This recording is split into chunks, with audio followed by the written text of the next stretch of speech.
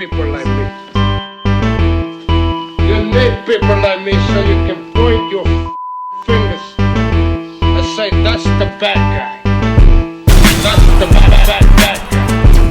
That's the bad guy. That's the bad guy. That's the bad guy.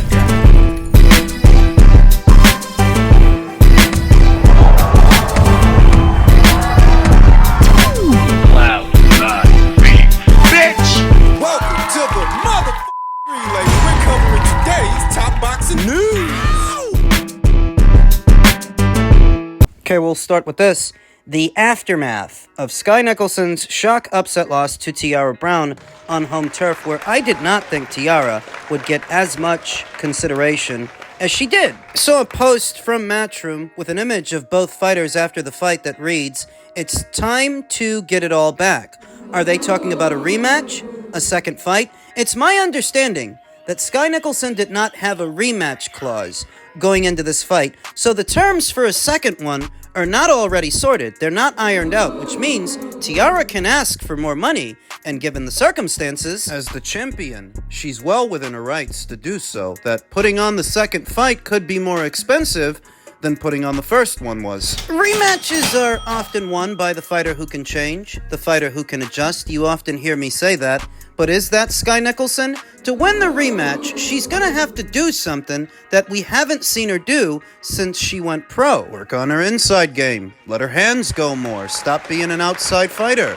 an outside cutie pie. It's the kind of thing that works up until it doesn't. These pure boxers are not often thought of as being limited, like what you see people say about pressure guys and pressure fighters. A pure boxer can be just as limited as a pressure fighter. Just as limited. If you've only got one way of fighting a fight, and outside of that, you ain't got much else, that's what makes you limited. Whether you're a pressure fighter, a pure boxer, or a boxer puncher. If you've only got one way of fighting a fight, and you can't adjust, you can't change, that's what makes you limited. Is Sky limited? Can she win the rematch? What it would require her to do is what she hasn't been doing from the moment she went pro, and that's show some spite. Show some spice. Mix it up, mid-range to inside. Easier said than done. Because if it were easy, she would have done it already. I'm not gonna say that Sky Nicholson was spoon-fed, like what Tiara Brown has been saying and Tiara's supporters. That's not true. Sky Nicholson managed to get a lot done in a short amount of time. When you consider that she debuted as a pro not but, 2 or 3 years ago, compared to Tiara Brown, who's been around since 2016. Same year Katie Taylor debuted, and Clarissa Shields. When you consider that the WBC final eliminator that made Tiara Brown her mandatory challenger was against a girl that Sky Nicholson beat several fights ago. You can't say that her quality of competition hasn't been good, and you can't say that she was spoon-fed when she fought in the necessary eliminators to get her to a title. Now, granted, those eliminators were financed by Matchroom, who promotes her. She's supposed to feel bad she has a promoter? She had a better amateur career than Tiara Brown. That's why Matchroom signed her. Credit to Tiara for beating her, and beating her on the road. But if we're supposed to look at Sky as the bad guy because she had a major promoter behind her and Tiara didn't, tough break, kid. You're not entitled to a major promotional contract. No boxer is. If she got picked up by a major outfit and you didn't, those are just the breaks. Like Sky losing her title in her last fight. Those are the breaks.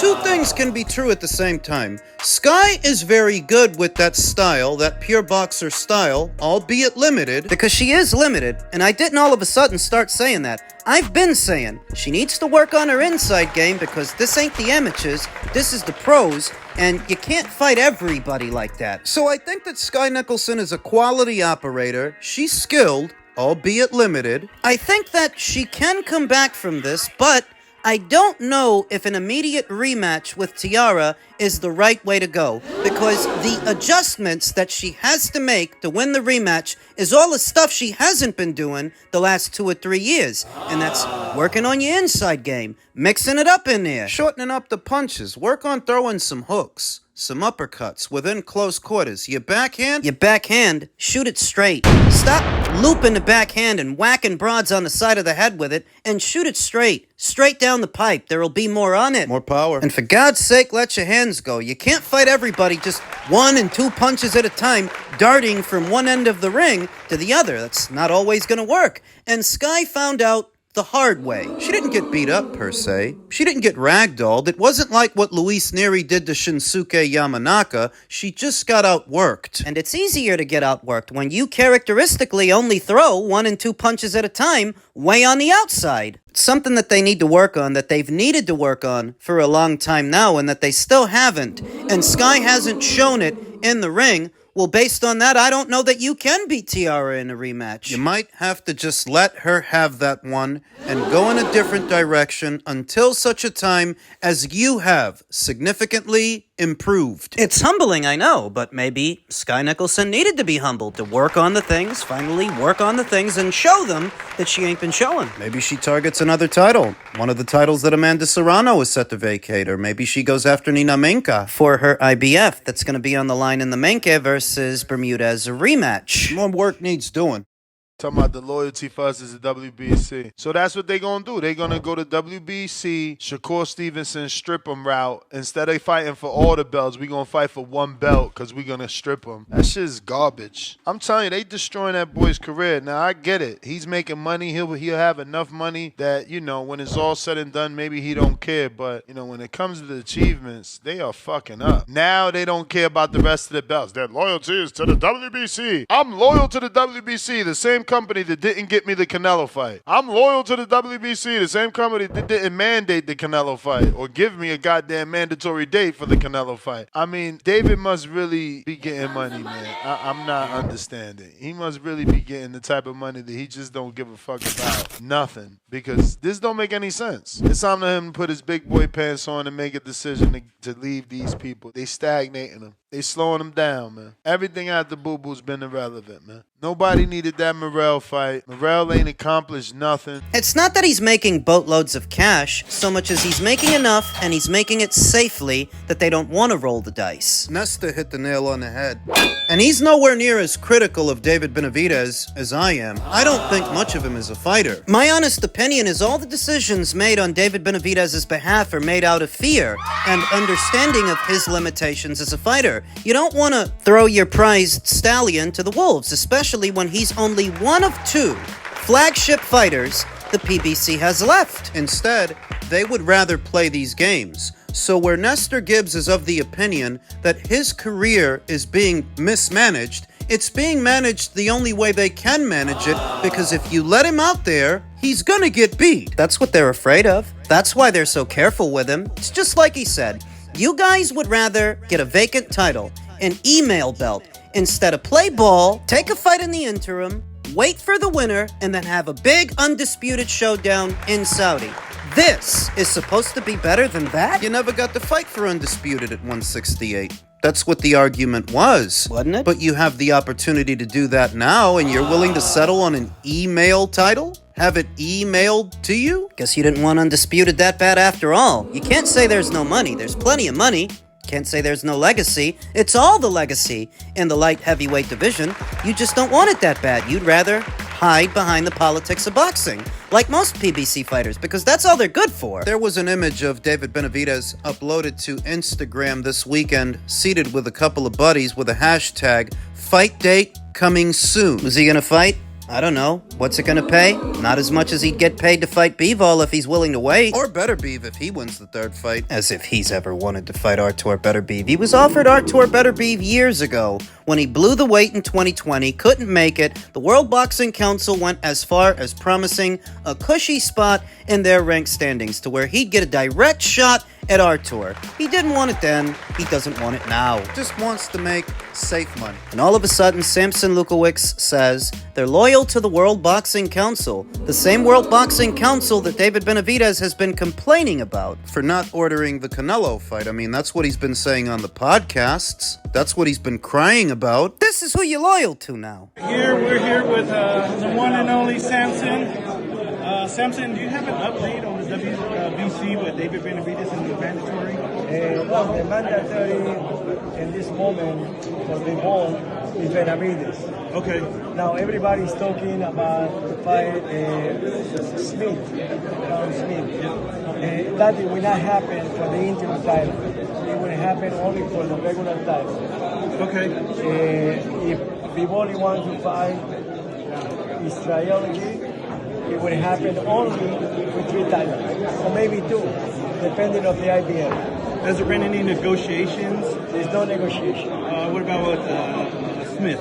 We received a large amount of millions to fight Smith, and we denied. Did you catch that? Samson admitted they were made a multi-million-dollar offer to fight Callum Smith, which they rejected. Let's hear it again. DJ, play it back. A large amount of millions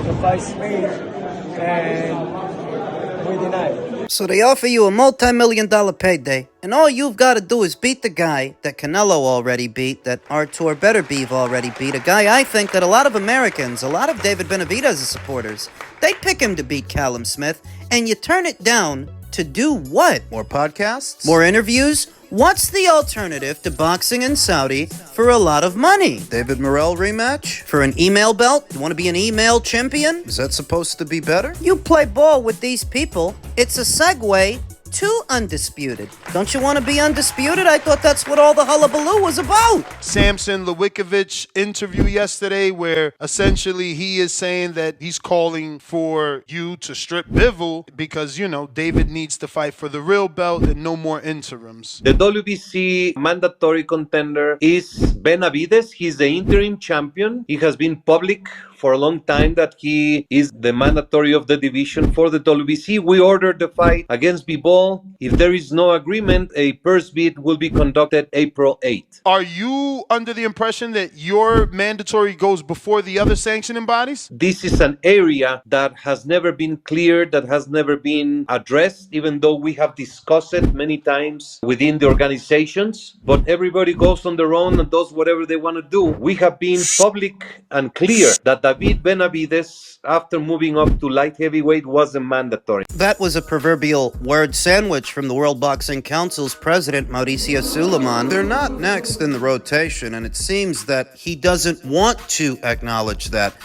another sanctioning body already had a mandatory installed before the World Boxing Council, hell, before David even moved up to light heavyweight. Germany's own Michael Eifert. Michael Eifert became the IBF's mandatory challenger in March of 2023, whereas David Benavidez didn't become the WBC's mandatory until June of 2024, more than a year later. And thus, skipping ahead in the queue must be done with the intention of taking the belt away from Dimitri, because the World Boxing Council isn't supposed to be next, and where Mauricio claims that this is a gray area, in other divisions with some other undisputed and unified champions, all the alphabets seem to follow a rotation. That's what they did with Inoue, With Canelo. with Alexander Usyk, but not with Dimitri. The better question is, why would Team Benavidez prefer an email title to playing ball and fighting for all the belts? Because if you play ball, you fight Callum Smith, who you said you were willing to fight. That's who Samson said they offered them, Callum Smith. David said he'd be willing to fight Callum Smith.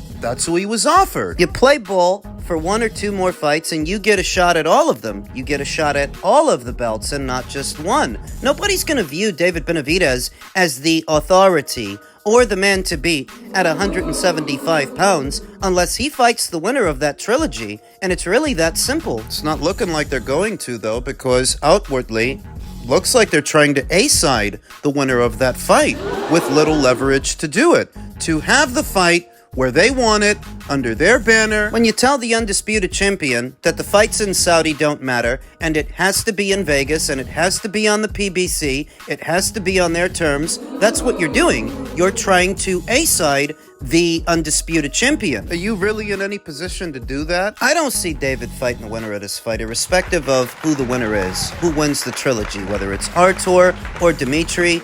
I just don't see it happening. I've never seen it happening, and it seems that they're willing to settle on a consolation prize. An email title will be good enough, but you get that belt, and then what? You come back to America with it and fight who? All the real money in this division is either in Saudi or Great Britain, not the United States. Your promoter, They ain't got a bunch of bodies for you to fight. and if you think you're going to draw international talent over to your side of the street for peanuts on the dollar, like what you paid David Morrell, you've got another thing coming. Per usual with Samson Lewkowicz and any one of his fighters, the situation always devolves into a kerfuddle, something a lot more complex than it needs to be. Because they make it that way. They make it that way on purpose. The path to the biggest fight in this division is a direct path. All you have to do is play ball. Teamwork makes the dream work. But you want to go your own way and do your own thing.